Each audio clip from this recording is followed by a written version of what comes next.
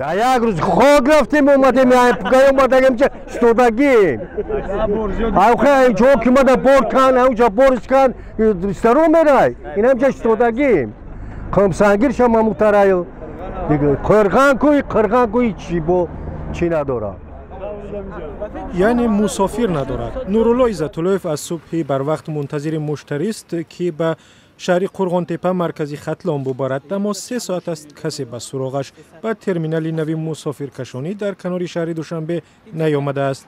ترمینال را برای اتوبوس و تاکسی های ساختند که به ختلان می روند، اما بیشتر از 2 ماه است که اینجا سکوتی کامل حکم فرماست.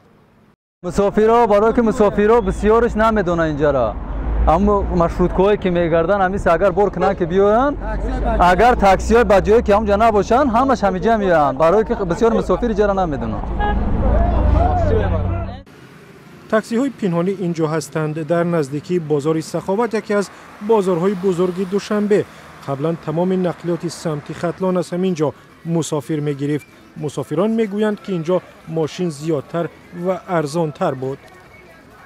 اینمی 7 سنت بره مقصد که بود ارزانیش میره 40-50 سومگندی دگان چطور نمیگیره.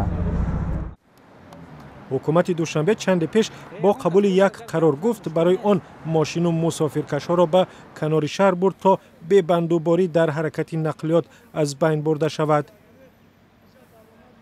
در شهر مانع نشه آور یا صدمات بسیاری که در شهر میشه ای حسابی همین بسیاری تاکسی که ای رایونو میشوند همین حساب میشه مشغول برای همین چیزا میخواد تشکیل کردن.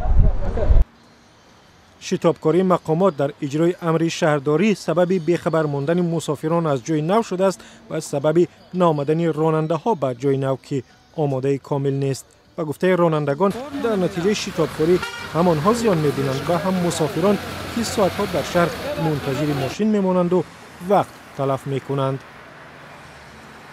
روز اجماع گشنه هم میریم عبید هم نمیکنیم که نمیکنیم عبید که یا تنگه شوه که گودکار نومتیم